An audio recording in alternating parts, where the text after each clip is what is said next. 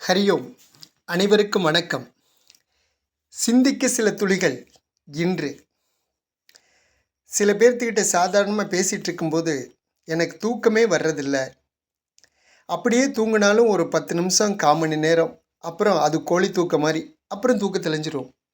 இரவெல்லாம் நரக வேதனை அப்படின்னு சொல்லுவாங்க.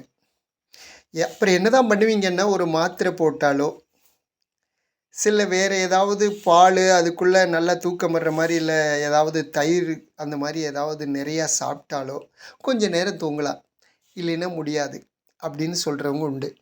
சில பேர் இதுக்காக தூக்கத்துக்காகவே ட்ரிங்க்ஸ் அடிக்கிறவங்க, இந்த மாதிரி போதைப் பொருளுக்காக அலையிறவங்க, சில பேர் தூக்கம் வரலைன்னா செல்ஃபோன் எடுத்து படம் பார்க்குறவங்க, டிவி போட்டு படம் பார்க்குறவங்க, இப்படி நிறைய பேர் தூக்கம் வராமல் இரவில் அவதிப்படுறவங்க ஏராளம்.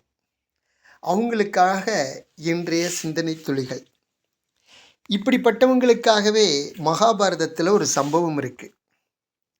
என்ன அப்படின்னா, திருதராஷ்டிரன் ஒரு நாள் தன்னுடைய காவலாளியை கூப்பிட்டு விதுரனை அழைத்து வா என்றார்.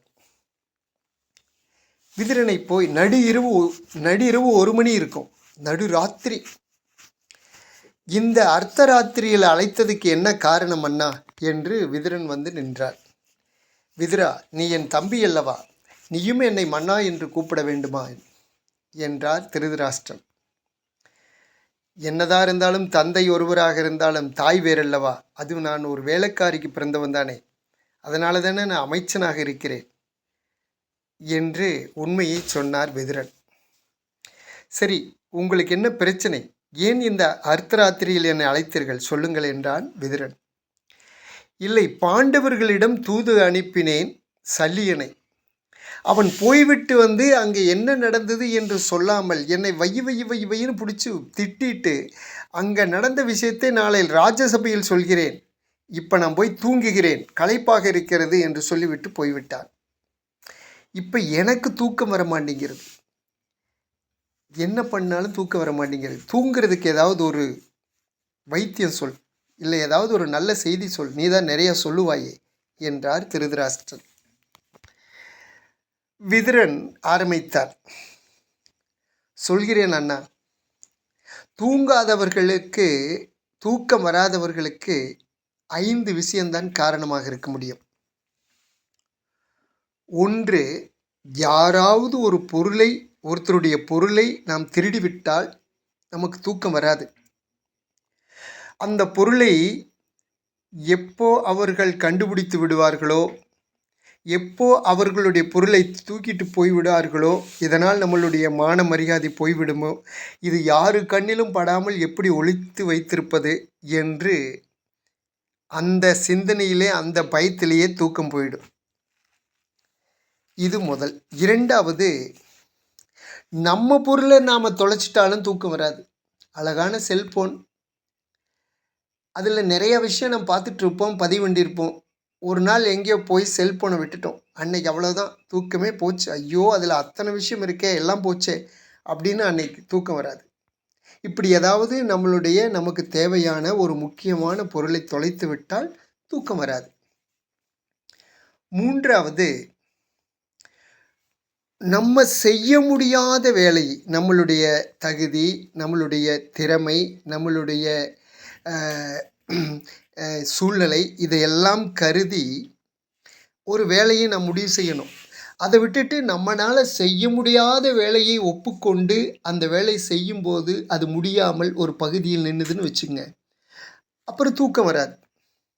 உதாரணத்துக்கு, ஒரு 10 லட்ச ரூபா கையில் இருக்குது, ஒரு வீடு கட்டணும்.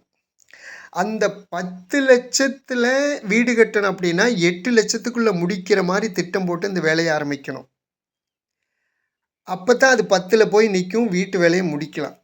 ஆனால் 10 லட்ச ரூபா கையில் இருக்குது, ஒரு 20 லட்ச ரூபா திட்டம் போட்டு வேலையை ஆரம்பித்து 20 லட்ச ரூபாய்க்கு கட்டக்கூடிய வீட்டை, உதாரணத்துக்கு அளவான ஒரு ரூம்பு, அதில் ஒரு சின்ன கிச்சன், வெளியில் ஒரு பாத்ரூம்பு, முன்னாடி வண்டி நிறுத்துற மாதிரி ஒரு டாப் அப்படின்னா ஒரு 10 லட்சத்துக்கு கரெக்டு.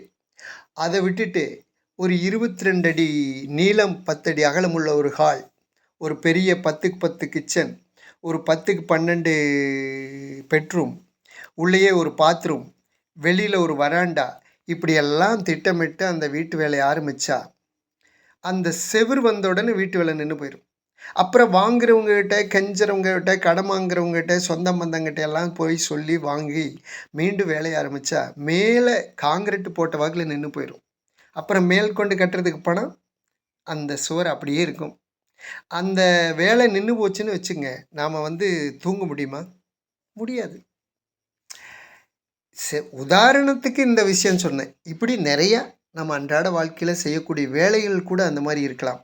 நம்மளால் நம்ம தகுதி, நம்ம திறமை, நம்மளால் என்ன முடியுமோ அதை மட்டும் யோசிக்காமல் அளவுக்கு மேலே ஒரு வேலையை ஒப்புக்கொண்டால் தூக்கம் போயிடும். அடுத்து 4வது, நம்மளை விட ஒரு பெரிய ஆளோட மோதிட்டோம்னு வச்சுங்க, தூக்கம் போயிடும். இன்றைக்கி ஒரு நல்ல உதாரணம். நாளைக்கு 2024 எலெக்ஷன் ரிசல்ட் வரப்போகுது. இப்போது பெரும்பாலும் உலகறிஞ்ச விஷயம் மோடிஜி திரும்ப வருவார் அப்படின்னு. ஆனால் நம்ம தமிழ்நாடு முதலமைச்சருக்கு என்னமோ அது தெரியறதில்ல. அவர் வரமாட்டாருங்கிற எண்ணத்தில் இல்லாததையும் பொல்லாததையும் சொல்லி ஓட்டு கேட்டு மக்கள் மத்தியில் அவரை பற்றி கடுமையான பிரச்சாரம் பண்ணி நாளைக்கு அவர் தான் பிரதமர், இவர் தான் முதல்வர். எப்படி அவங்க பழையபடி போய் மூஞ்சியில் முழிப்பாங்க? எப்படி அவர் கூப்பிட்டே இவர் போய் நிற்கணும், அவர் வந்தால் இவர் போய் வரவேற்கணும், அவர்கிட்ட தான் நிதி மற்ற தமிழ்நாட்டுக்கான தேவைகளுக்கெல்லாம் போய் கேட்கணும். என்ன பண்ணுறது? என்ன பண்ணுவாங்க? எந்த மூஞ்சி வச்சுட்டு போவாங்க? அதாவது கொள்கை ரீதியாக பேசலாம், அதுக்காக இல்லாததையும் பொல்லாததையும். இது ஒரு நல்ல உதாரணம் நினைக்கிறேன். 5வது, நம்ம மனசை யாராவது ஒருவரிடம் பறிகொடுத்து விட்டால், குறிப்பாக பெண்கள் விஷயத்தில் நாம் அடிமையாகிவிட்டால் தூக்கம் போயிடும். இப்படி இந்த மாதிரி ஒரு 5 விஷயங்கள் நாம் இதில் ஏதாவது ஒன்றில் மாட்டிக்கொண்டோம் என்றால் தூக்கம் போய்விடும். அண்ணா, உனக்கு தூக்கம் வராததுக்கு என்ன காரணம் என்றால், நியாயமாக கிடைக்க வேண்டிய பாண்டவர்களுடைய பங்கை நீ அபகரித்து வைத்திருக்கிறாய். அதை கொடுக்கவில்லை என்றால் யுத்தம் வரும், அதில் யார் வேண்டுனாலும் உயிர் போகும். ஆகவே அவர்களுடைய நாட்டை திருப்பி கொடுத்து அமைதி ஏற்படுத்து. நாடும் அமைதியாக இருக்கும், உன் மனசும் அமைதியாக இருக்கும், நல்லா தூக்கம் வரும், நான் வருகிறேன்னு சொல்லிட்டு விதிரர் போய்விட்டார். இதுதான் இன்றைய தகவல். நாம் கூட நம்ம வாழ்க்கையில் யோசிச்சு பாருங்கள். நமக்கு மனசில் குழப்பம் இருக்குது, படுத்து நிம்மதியாக தூக்கம் வரலை என்றால் நாம் இந்த 5 விஷயத்தில் ஏதாவது ஒன்றில் மாட்டியிருப்போம். அதை சரி செய்யுங்கள், தூக்கம் நிம்மதியாக வரும். நன்றி, வணக்கம்.